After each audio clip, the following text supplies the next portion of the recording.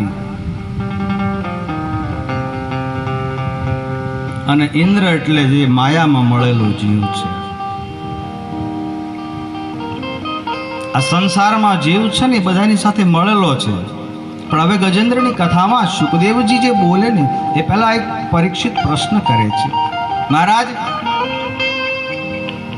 ગજેન્દ્ર એવા ક્યાં પુણ્ય કર્યા જેને કારણે પ્રભુને આવવું પડ્યું હતું?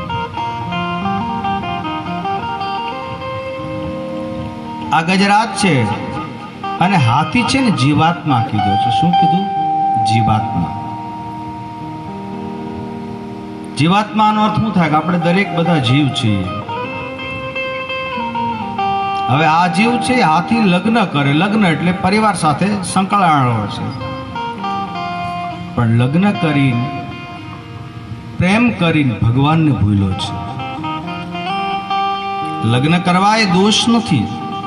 લગ્ન કરીને ભગવાનને ભૂલવા એ મોટા મોટી ભૂલ છે. આપણે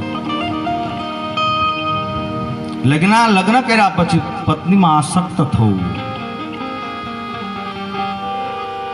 આગળ જાય એટલે બાળકો થાય એટલે બાળકોમાં આસક્ત થવું, આગળ ગયા એટલે છોકરાઓ માટે પૈસા કમાવા પડે એટલે પૈસામાં આસક્તિ લાગી છે. અને બરોબર એ બધું કરી રહીએ